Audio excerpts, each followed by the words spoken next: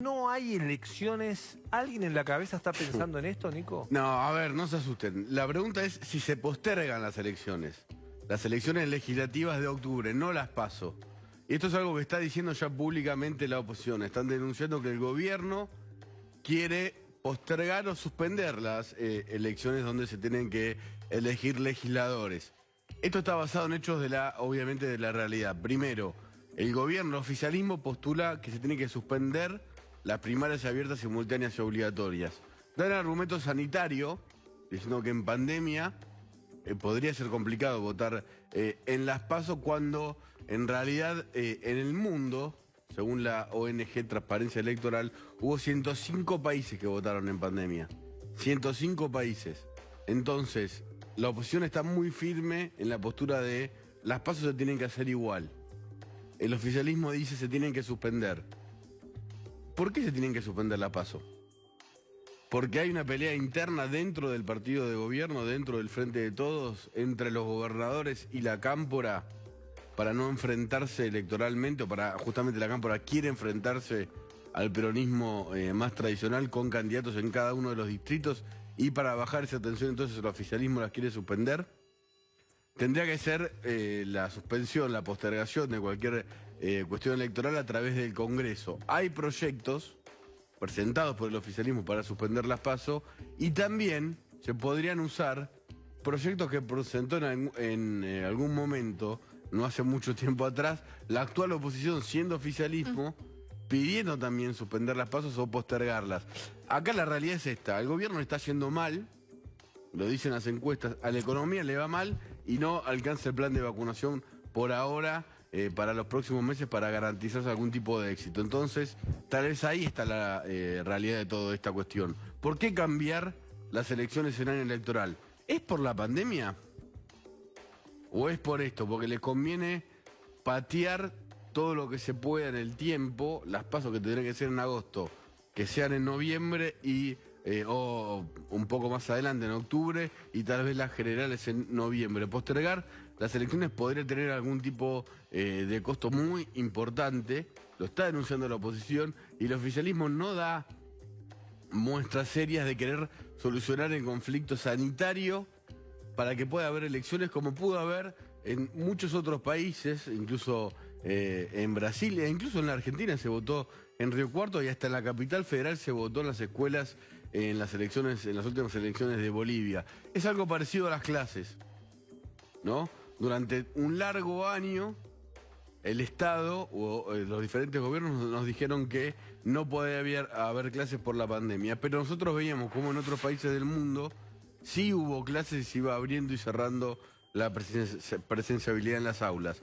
Acá hay un antecedente que es muy interesante. La Cámara Nacional Electoral, que trabaja muy bien, que está formada históricamente por Santiago Corcuera, Alberto Dallavía y ahora por Daniel Bejas, ex apoderado del Partido Justicialista de Tucumán, que forma parte ahora de la Cámara, de la misma Cámara.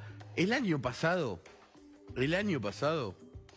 ya advirtió, sacó un documento diciendo, ojo, estamos en pandemia, no se sabe cuándo va a terminar. El gobierno tendría que preparar todo para que las elecciones del año que viene tengan algún tipo de protocolo especial y se pueda ir a sufragar. Parecía completamente exagerado, pero son especialistas en elecciones, las personas que integran el equipo de la Cámara Nacional Electoral, y hoy se ve que tenían razón.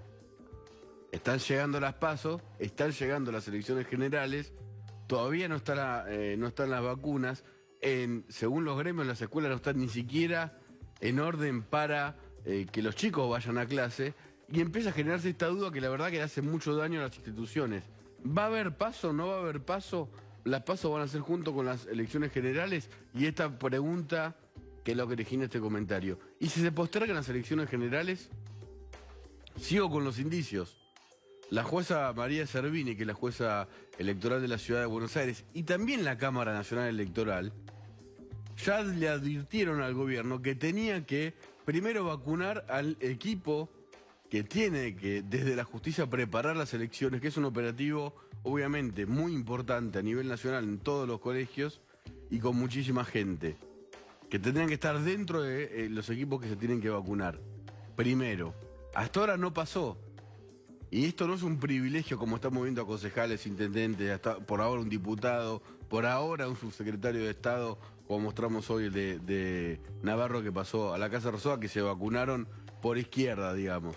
No es que están buscando un privilegio las personas que tienen que hacer las elecciones.